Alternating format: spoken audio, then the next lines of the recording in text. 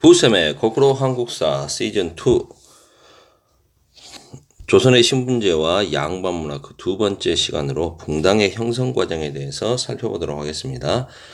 사림은 훈구파와의 갈등 속에 4대 사화를 겪으며 약해지기도 했지만 탄압을 받기도 했지만 서원과 향약을 중심으로 다시 세력을 키워서 끝내 선조 때는 중앙정계를 장악하게 됩니다. 하지만 이들은 곧 척신정치, 외척들이 중심이 되는 이런 척신정치를 어떻게 끊어낼 것이냐, 그들과 연결된 사람들을 쳐내야 될 것이냐, 아니면 골라서 써야 될 것이냐, 이런 부분을 가지고 기성살인과 신진살인으로 나뉘어 대립하게 됩니다. 그 출발점은 이조 전랑직이었습니다. 이조의 정랑과 좌랑을 합쳐서 부르는 명칭이었던 이조 전랑이라고 하는 자리를 놓고 사림 내부에서 갈등이 생기는데요.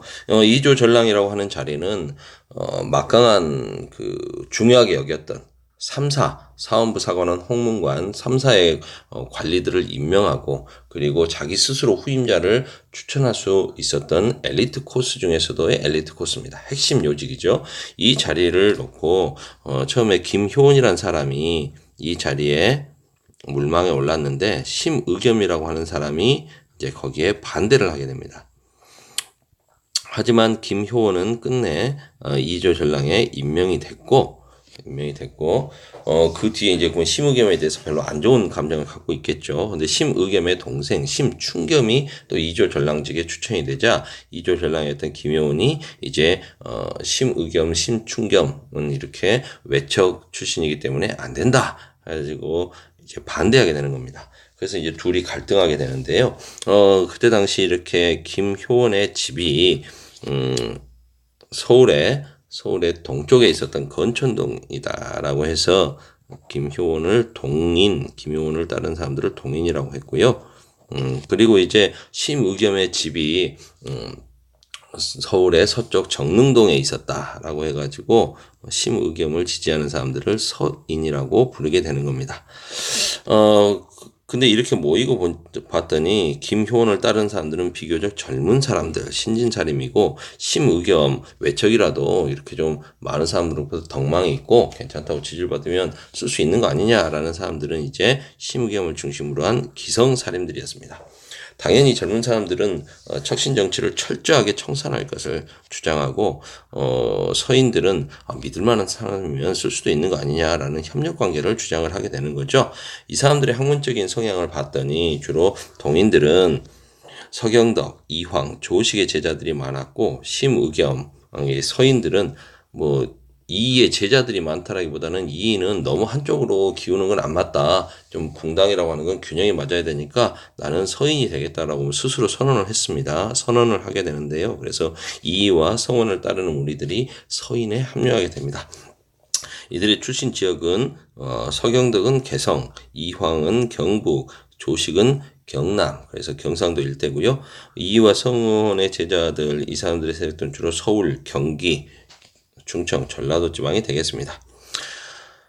이렇게 세력이 갈라지는 것을 붕당이라고 하는데 이 붕자 자체가 법붕자죠. 법붕자. 여기다 써볼까요? 한자로 법붕입니다. 친구란 뜻 아니겠습니까? 그래서 이들은 상호 간에 서로의 정치적인 입장이나 학문적인 견해를 인정해 줍니다. 친구, 너도 대인배, 나도 대인배. 하지만 우리 서로 견제와 비판 속에서 건전하게 경쟁해 봅세. 라는 게 되는 거죠. 붕당이라는 게 나쁜 것은 아닙니다. 의견 그룹이 여러 가지 있다는 거니까.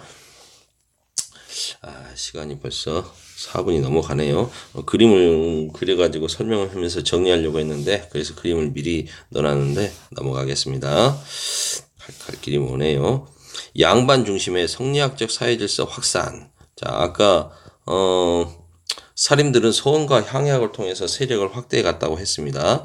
그럼 그 서원과 향약에 대해서 좀 살펴보도록 할게요. 서원은 유명한 유학자를 제사 지내고 그리고 성리학을 공부하는 곳입니다. 연구 및 교육기관이죠.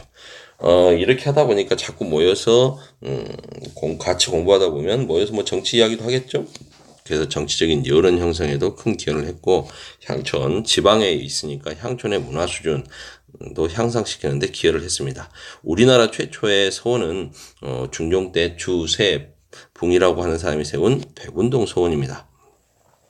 나라에서는 이런 서원들이 유학자를 제사 지내고 선현을 봉사 제사 지내고 같이 성리학 연구를 하는 곳이니까 권장을 할 만하겠죠. 그래서 토지와 노비와 책들을 주면서 이제 나라에서 현판을 내려줍니다.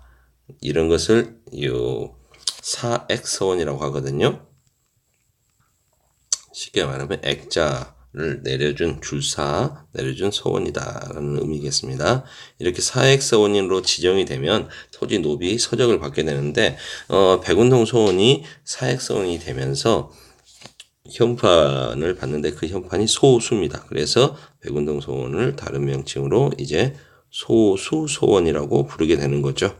영주에 있는 경북 영주에 있는 소수서원 우리 지역에 있는 거니까 경북 지역에 있는 거니까 하트 한번 표시해 보겠습니다. 초록 하트. 사림들이 중앙정계에 진출하게 되니까 자기 서원들을 계속 더 지원해주고 뭐 발전시켜 가겠죠. 그래서 서원의 수는 더욱더 늘어나게 된다. 근데 이제 문제점이 생깁니다. 너무 많아지다 보니까 이게 아까 붕당이라고 하는 게 정치적 견해와 학문적 입장에 따라서 서로 갈라진다고 했지 않습니까? 근데 같은 곳에서 공부하는 이 서원이 공부하는 곳이기도 하니까 자꾸 이게 우리 서원 출신 뭐 이런 게 될 수 있지 않겠습니까? 그래서 같은 학파끼리의 결속을 강조하는 곳이 되고 그러면 더욱더 정치적으로 자꾸 갈라지게 되는 거죠. 그 다음에 공부하는 곳이고 제사 지내는 곳이니까 여기는 면제해 줘야 될 거 아니냐. 그래서 면세, 면역의 특권. 그러면 이걸 이용하는 사람들이 생기겠죠. 서원에 땅이 많아지면은 자기가 거기다 뭐 기부를 한다거나 아니면 자기가 거기 소속이 돼 있음으로써 다른 분역이라든가 다른 역의 의무를 지지 않는다거나 이런 면세, 면역의 특권으로 국가 재정을 악화시키는 문제점이 생기게 됩니다. 향약이란 향촌의 자치조직 고려시대의 향도하고 많이 비교가 될 겁니다. 고려시대는 향도, 조선시대는 향약. 향도가 불교에 기반한 공동체 조직이었다면 이건 유교 성리학에 기반한 자치조직이라고 할 수가 있겠습니다. 향촌사회의 공동조직의 유교적 이념을 결합시켰다라고 할 수가 있겠죠. 농민들을 유교 성리학으로 교화시키고 향촌 질서를 유지하겠다. 성리학적 윤리 확산에 기여를 했습니다. 최초는 조광조, 중종 때 참 많은 일들이 벌어지네요. 조광조가 중국의 여시 향약을 가지고 들어와서 번역을 해서 전파한 게 최초이고요.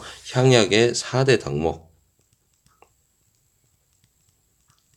이대로 활동을 하자라고 강조를 했다는 거죠. 이 4가지 덕목이 뭘까요? 4대 덕목 좀 어려울 수도 있는데 이러면 시간이 많이 가나. 덕업상관 그래도 써볼게요. 과실상규 예속상교 환난 상휼 말이 어렵죠. 한자라 그래요. 덕을 서로 권하고 그 다음에 과실은 서로 규제하고 예로서 서로 사귀고 그 다음에 어려운 일 환난에 처하면 서로 도와준다 뭐 이런 뜻입니다. 이러한 향약이 이제 지방에 퍼져갈 수 있도록 유학자들이 앞장서야겠죠. 퇴계 이황 선생은 안동이 집이었지 않습니까? 안동 고향 안동에서 자신의 안동 북부지방의 옛 지명인 예안 자기 고향입니다. 예안에서 향약을 만들어서 퍼뜨렸죠. 예안 향약. 율곡 이희 선생은 경기도니까 경기도 북부지방이니까 이분 같은 경우에는 황해도와 가깝죠. 해주 향약.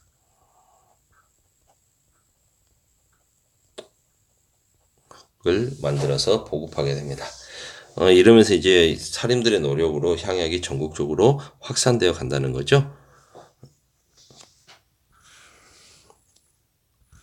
성리학적 사회질서 보급 이렇게 향약을 만들어서 퍼뜨리는 것도 있지만 또 이제 생활 모습과 디테일한 부분까지 다 이제 불교 국가였던 고려를 극복하고 이제 조선에서도 그걸 뿌리내려야 되니까 요즘처럼 인터넷이 발달된 사회가 아니라면 뭐 나라가 바뀌었다 치더라도 사람들의 생활 모습이나 이런 게 쉽게 바뀌진 않지 않습니까?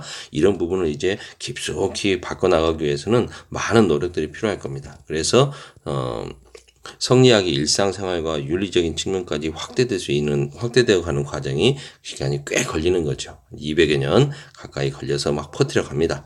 여기서 나오는 게 이제 명분론인데요. 명분이란 말은 우리가 뭐 명분이 없습니다. 뭐 이런 이야기 많이 하죠. 명과 분의 합성어. 명은 하늘에서 천명, 하늘에서 네 뭐해라. 라고 주어진 그 사람의 이제 뭐 직책이라고 한다면요. 분은 이제 그 직에 맞게끔 자신이 역할을 하는 걸 이야기를 합니다. 그래서 어떻게 보면 유교적인 명분론이라고 하는 것은 왕은 왕의 역할이 있고 양반은 양반의 역할이 있고 서민은 서민의 역할이 있다라는 거죠. 그래서 지배층과 피지배층, 남자와 여자, 적자와 서자의 구분을 분명히 하는 굉장히 계급적인 성격이 강합니다. 이런 부분들이 많이 강조되면서 이제 윤리 성리학의 나라로 만들어가는 거죠. 사회 질서를 만들어가는 거고요. 이러한 노력을 위해서 책들도 많이 간행을 하겠죠. 소학, 주자가래. 주자가래는 앞에서도 나왔었습니다만 주의가 쓴 집안의 예법서, 그 다음에 동몽선습, 경명요결, 어린 아이들의 유학 입문서적이라고 할 수 있겠죠. 이런 책들을 내고요. 그 다음에 집집마다 이제 가묘 라는 걸 만들어서 조상을 숭배하고 족보를 편찬하고 향사래 향촌에서 이 사자가 화살을 쏘는 거 있죠. 쏠 사자. 그래서 화살 같은 것도 쏘면서 같이 이렇게 뭐 회합을 하고 향음주래. 음주라는 것은 술 마시는 거지 않습니까? 그래서 활쏘기 그다음에 이제 음주 이런 것들도 예법에 맞춰서 한다는 거고요. 향약을 통해서 향촌 사회를 교화 시켜갑니다. 그리고 이제 마을 단위로 좀 더 이렇게 세세한 규약을 만들어서 백성들을 통제하는 거죠. 동계, 동네 규율, 계약 뭐 이렇게 볼 수 있겠습니다. 시간이 없네요. 성리학의 연구부터는 다음 시간에 할게요. 어쩔 수 없네요.